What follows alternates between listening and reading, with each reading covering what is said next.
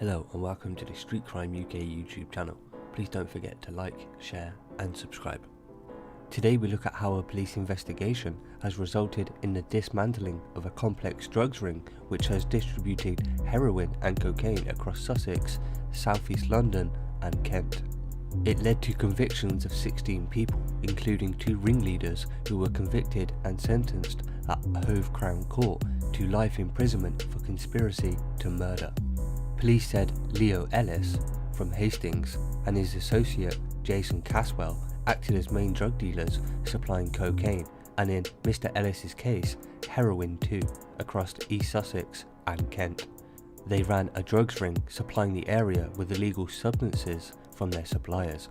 However, the work of Sussex police detectives identified this ring and the locations from where they ran their illegal operation.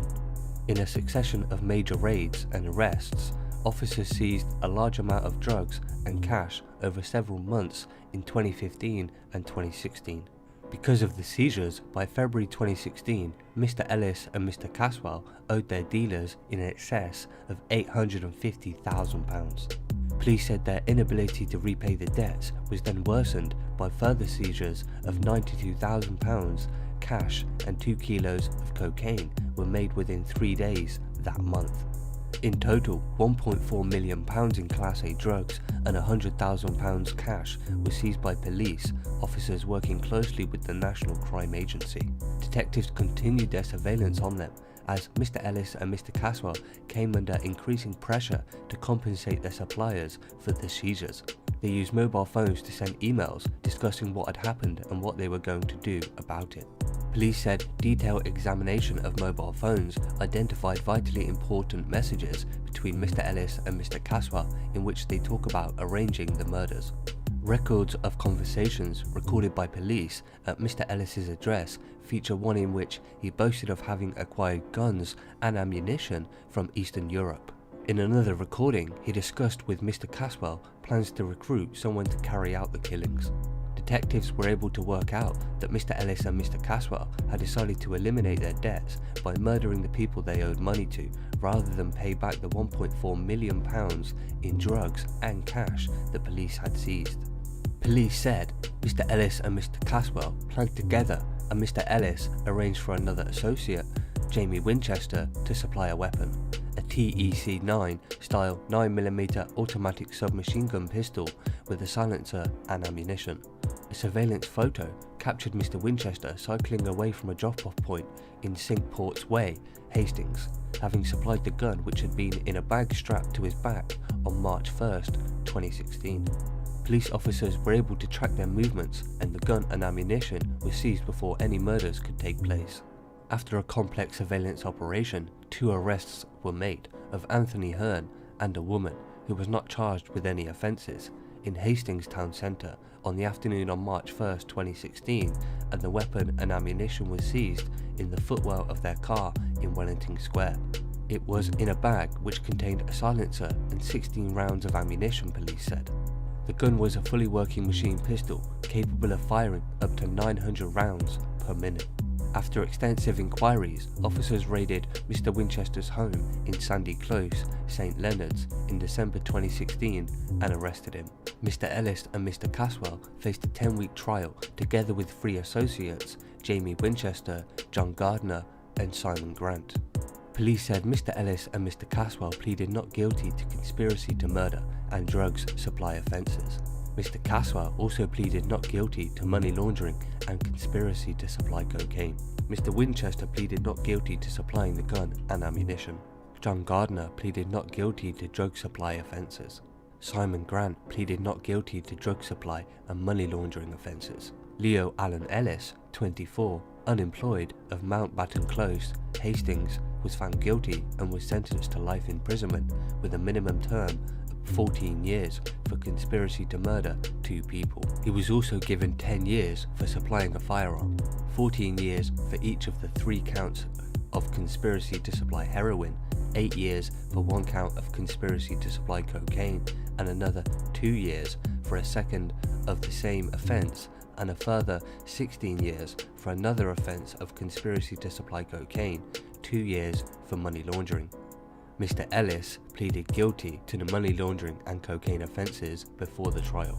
Jason Caswell, 41, a road worker of Credon Walk, London, was found guilty and was sentenced to life imprisonment with a minimum term of 14 years for conspiracy to murder 2 men.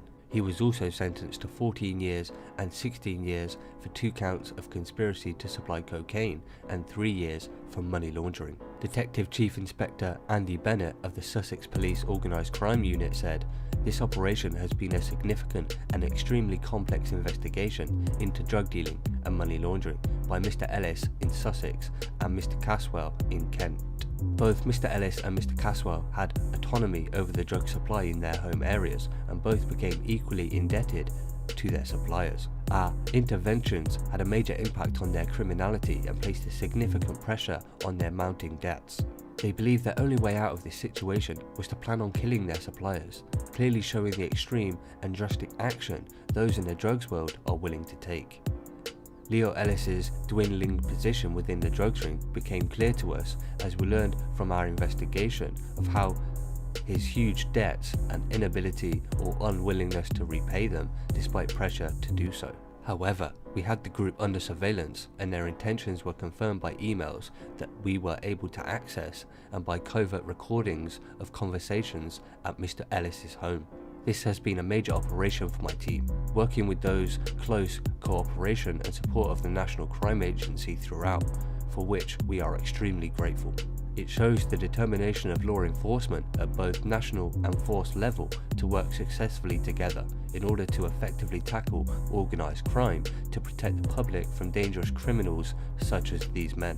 The operation was the culminating phase of a major inquiry and another example of the way in which, working with our law enforcement partners, we are constantly attacking organised crime and frustrating its efforts to become embedded in our communities. The devastating effect on the drugs misuse can have a much wider impact than simply on the person who takes them. It can corrode the quality of life for local communities and affect the health of those who are drawn into it. The fully working submachine gun we recovered was capable of firing up to 900 rounds per minute and was quite obviously a lethal weapon. Thankfully, this has now been taken off our streets. It is vital that we continue to receive support from our communities so we can effectively tackle crime and take weapons like this off our streets for good. David Renders of the National Crime Agency said, "Those sentenced were dangerous drug traffickers intent on committing horrendous crimes. With access to an automated weapon, they posed a significant danger to ordinary members of the public, let alone their enemies." NCA officers worked in close collaboration with their colleagues in Sussex Police during this investigation, sharing resources and intelligence and providing specialist support to the operation. Through partners such as this one, we and our law enforcement colleagues are protecting the public from serious and organised crime.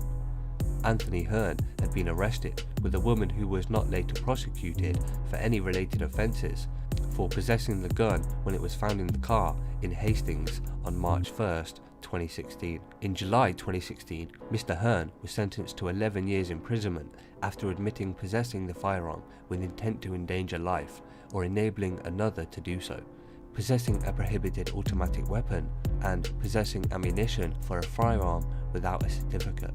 6 other men were also sentenced for their part in the plot and associated drugs ring. Jamie Peter Winchester, 25, unemployed, of Sandy Close, St Leonards, was found guilty and was sentenced to 7 years for supplying the TEC-9 style 9mm automatic submachine gun pistol with a silencer and 3 years for possessing ammunition.